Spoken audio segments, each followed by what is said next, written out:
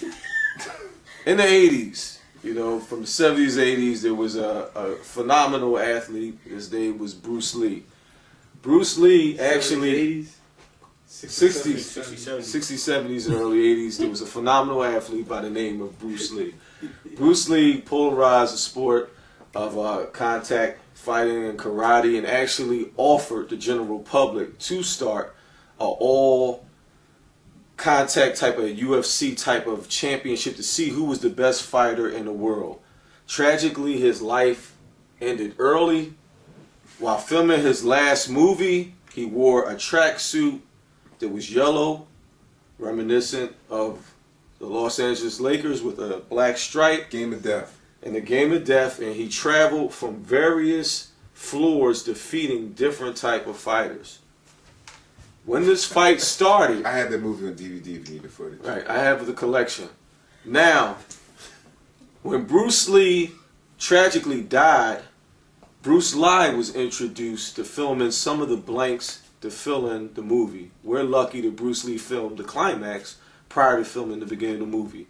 When this fight started, I asked my constituents, is Manny Pacquiao Bruce Lee or Bruce Lee? Turns out he was Bruce Lee. I remember when I lost my mind. There was something so pleasant about that place. Even your emotions have an echo in so much space. Coltrane said if Manny won, the dinosaurs were gonna come back. I guess that's proof that they are. You know what I'm saying? The king is dead.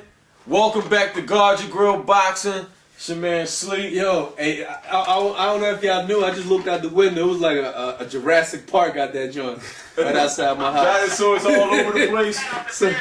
Somehow they was able to clone some dinosaurs with some Philippine mosquito DNA out there.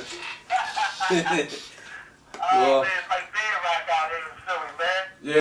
welcome back, GYGB. I ain't been here in a few weeks. It's your boy Docs, my man Big Mike. Big Mike's want to say the same. Ride or die. I want to apologize to all the Train. fans out there, the Guard Your Grill Boxing. Big Mike has been missing the action for the last couple episodes, but you know, I really missed the last episode. I wanted to actually go on record to predict what I saw tonight, and that was a total dismantle of Oscar De La Hoya.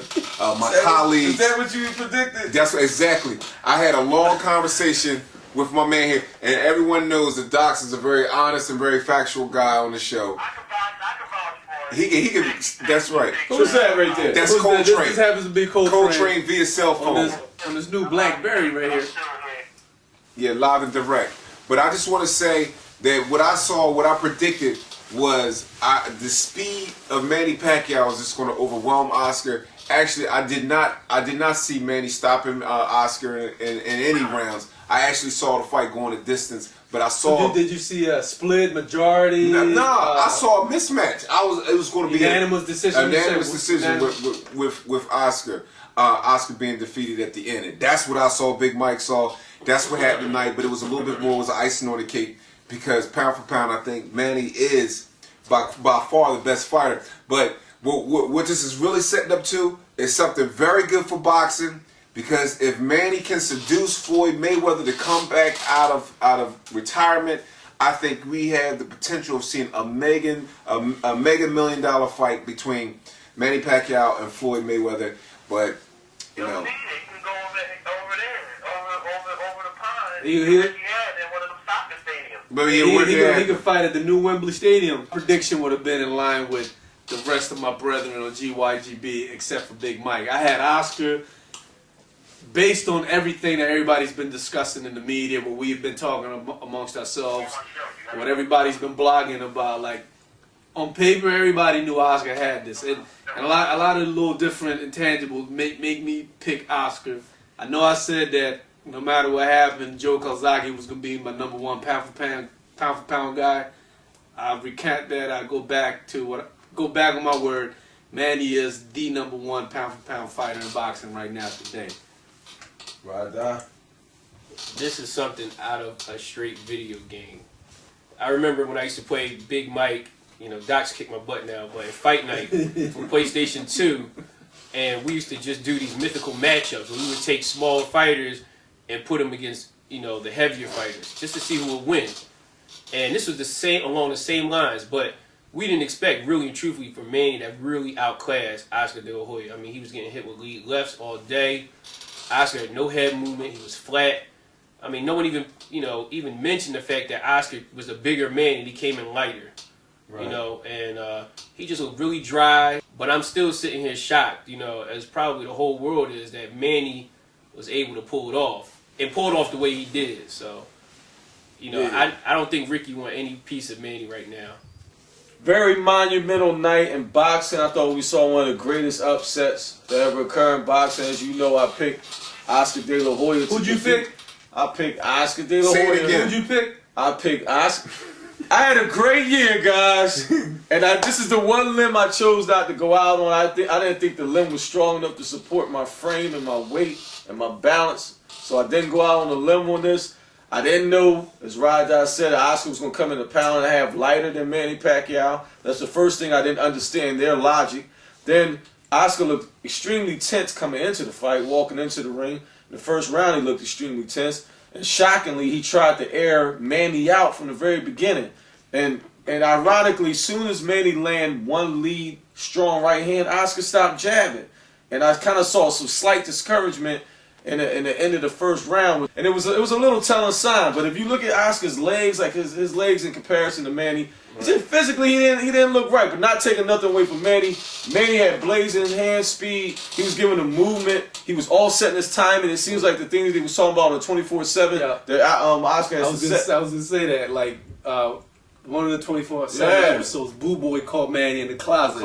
That's my man. That's Manny's assistant trainer, who does the film in the closet.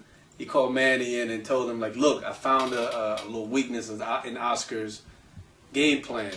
He says if you don't allow him to set, he can't really get the left hook on. Get the leverage he needs to get the left hook going. And if you notice, I was trying to point it out throughout the fight, Oscar looked really, not only did he look apprehensive, but he was really trying to, really dig in and sit on that punch, because he, like everybody was saying, he is a conventional fighter. He's an orthodox fighter, but he doesn't rely on his straight right hand like most right-handed fighters do. Right. So him trying to land that left hook and Manny dipping to the left, that really presented a problem, because he really couldn't plan his lead foot to go out there and really be effective like he needed, and that negated the jab as well. So Steve Forbes was hitting him before he could set also. Right.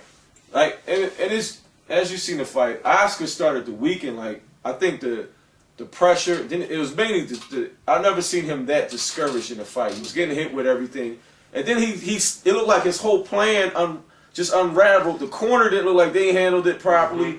Oscar just started throwing big bombs, trying to go his body. What was really surprising is the fact that Manny Pacquiao was able to take the punches Oscar was dishing. Because Oscar was really throwing some bombs at him. When he did throw and when he did land. Right, he caught him with a couple hard shots, and Manny just shook them joints off, threw the gloves off, and went back in the pocket.